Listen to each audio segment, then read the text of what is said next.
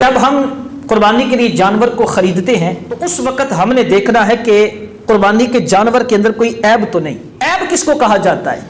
فقہا نے ایک سادہ سا قاعدہ بیان فرمایا کہ عیب اس چیز کو کہا جاتا ہے جس سے جانور کے جمال اور منفعت کے اندر نقص پیدا ہو جائے، جانور کی جس سے خوبصورتی کم ہو جائے یا جس سے جانور کی قیمت ڈھون ہو جائے، قیمت کم ہو جائے، اس کو کہا جاتا ہے عیب۔ اب دیکھنا یہ ہے کون سا عیب قربانی کے لیے مانے ہے اور کون سا عیب قربانی کے لیے مانے نہیں۔ جو جانور خرید رہے ہیں اس کا ناک دیکھیں، ناک اس کا درست ہے، جس جانور کی ناک کٹی ہو اس کی قربانی جائز نہیں۔ اگر جانور اندھا ہے اس جانور کی قربانی جائز نہیں۔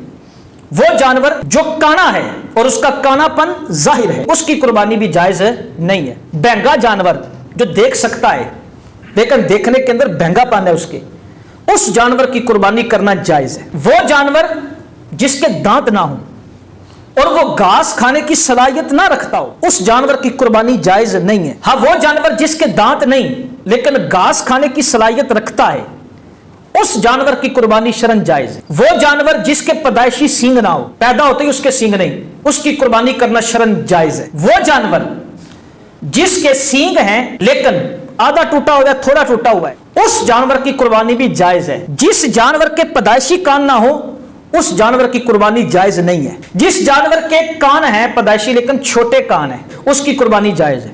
کان ہیں لیکن چھوٹے ہیں۔ بعض جانوروں کے کان بڑے بڑے ہوتے ہیں، لمبے لمبے، اور ان کے مالک کیا کرتے ہیں، ان کے بڑے بڑے کانوں کو کاٹ دیتے ہیں۔ اگر اس کا کان تہائی سے زیادہ کاٹ دیا گیا اس جانور کی قربانی جائز نہیں ہوگی، اور جس جانور کا تہائی یا تہائی سے کم کان کٹا اس کی قربانی جائز ہے۔ اسی طرح دم کا حکم ہے، جس طرح کان ہے نا اسی طرح دم ہے، یعنی دم کو بھی دیکھا جائے گا، اگر تہائی یا تہائی سے کم ہے کٹی تو پھر جائز ہے، اور اگر تہائی سے زیادہ کاٹ دی گئی تو اس جانور کی قربانی کرنا بھی شرعاً درست نہیں۔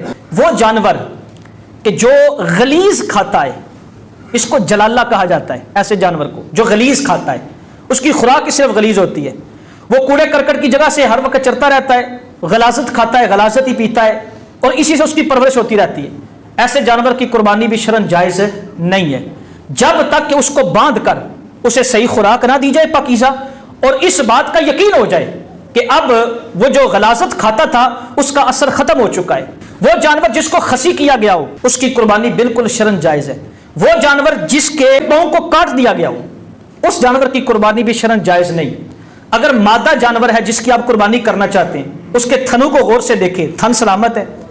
اگر بکری کے اندر ایک تھن اور گائے اور بھینس کے اندر 2 تھن خشک ہو گئے ہوں تو ان کی قربانی کرنا شرعاً جائز نہیں۔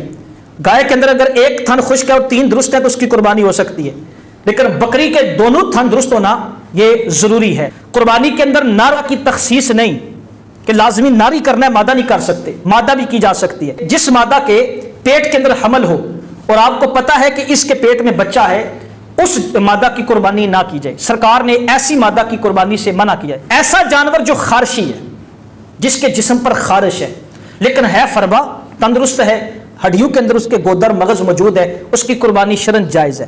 ایسا جانور جو لاغر ہے، اس قدر لاغر ہے کہ قربان گاہ تک خود چل کے نہیں جا سکتا، ایسے جانور کی قربانی جائز نہیں ہے۔ میں نے آپ کی خدمت میں قربانی کے جانور کے اندر عیب کے حوالے سے کچھ باتیں عرض کی ہیں، کون سا عیب مانے قربانی ہے اور کون سا عیب مانے قربانی نہیں، کون سا تھوڑا عیب ہو تو قربانی کی جا سکتی ہے۔ جب آپ جانور خریدنا جائیں تو اس وقت بغور جانور کو سر سے لے کر پاؤں تک اس کو خود دیکھیں، اچھی طرح چیک کریں، اور پھر اس کو جانور کو لے کر آئیں اور خوش دلی کے ساتھ اللہ کی راہ میں قربان کریں۔ میرے حضور نے ارشاد فرمایا کہ جو جانور اللہ کی راہ میں قربان کیا جاتا ہے اس کا خون زمین پر گرنے سے پہلے اللہ قربانی بھی قبول فرما لیتا ہے اور قربانی کرنے والے کے گناہوں کو بھی معاف فرما دیتا ہے۔